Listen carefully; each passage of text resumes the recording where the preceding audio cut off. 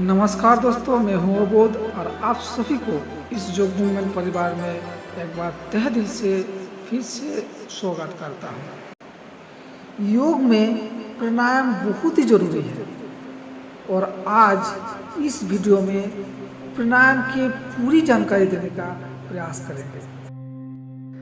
महर्षि पतंजलि के अनुसार सांस और प्रश्वास की गति का विच्छेद ही प्राणायाम है, यानी सांस प्रश्वास पर नियंत्रण प्राणायाम कहलाता है। प्राणायाम दो शब्द से बना हुआ है, प्राणायाम प्लस आयाम। प्राणायाम शब्द का अर्थ है प्राणिक ऊर्जाओं का नियंत्रण। प्राणायाम के द्वारा इस ऊर्जा पर नियंत्रण पाना ही योगियों का लक्ष्य है।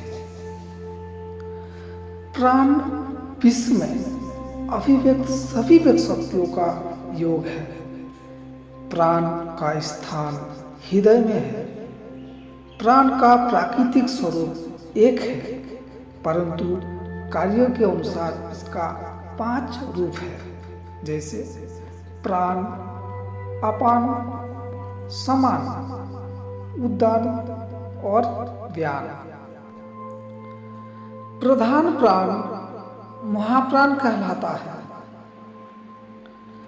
प्राण का स्थान हृदय में है। अपान का स्थान गुदा में है। समान का स्थान नाभि में है। उदान का स्थान कंठ में है और व्यान का स्थान सारे शरीर में व्याप्त है। अगर सांस प्रश्वास के क्रियाओं के बारे में बात करें तो इसका प्रधान 3 रूप है, एक रेचक, पूरक और कुंभक। रेचक मीन्स श्वास को नासिका से बाहर निकालकर उसकी स्वाभाविक गति पर नियंत्रण करना ही रेचक कहलाता है। पूरक यानी सांस को नासिका से अंदर खींचकर उनकी स्वाभाविक गति पर नियंत्रण करना ही पूरक कहलाता है। और कुंभक यानी सांस प्रश्वास की गतियों पर रोक देना कुंभक कहलाता है।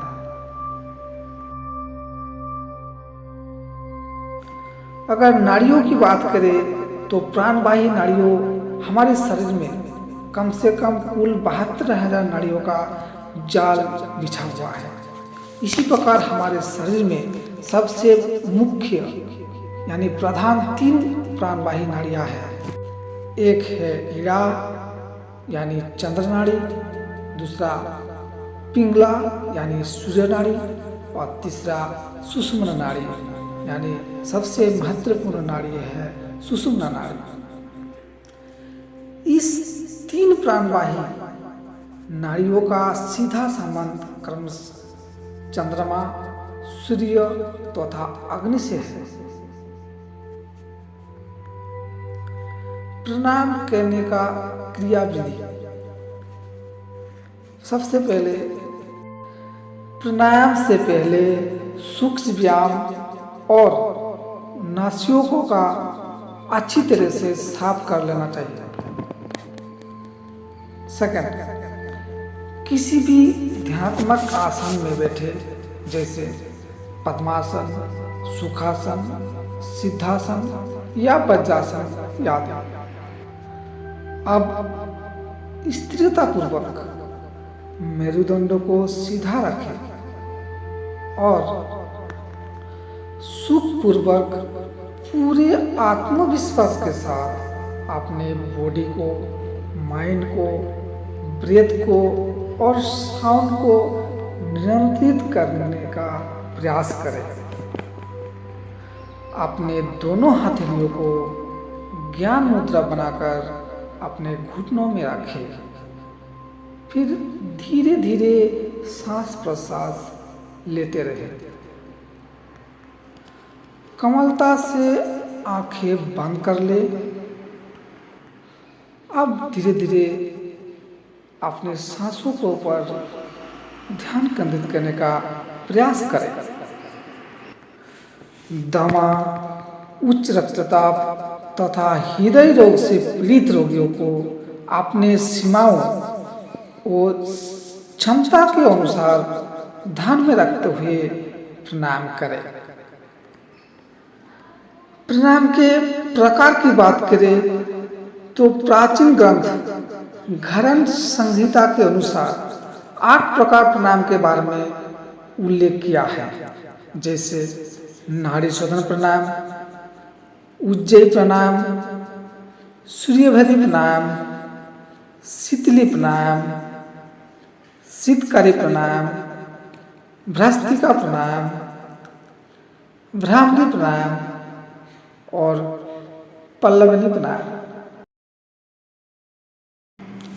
प्रणाम के लाभ यानी बेनिफिट्स। महर्षि पतंजलि के अनुसार तत् क्षियन्ते प्रकाशम यानी प्रणाम के द्वारा प्रकाश पर आया आवरण क्षीण हो जाता है। हम कह सकते हैं कि चेतना जागृत होता है, चित्त का निर्मलता बढ़ती है, ज्ञान का विकास हो जाता है, इंद्रियों शुद्ध हो जाता है और मन की प्रसन्नता और एकाग्रता बढ़ती है। प्रणाम से शक्ति का संचलन हो जाता है।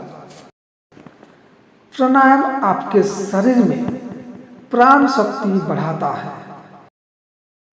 प्राणायाम के अभ्यास से स्थिर मन और दृढ़ इच्छा शक्ति प्राप्त होती है।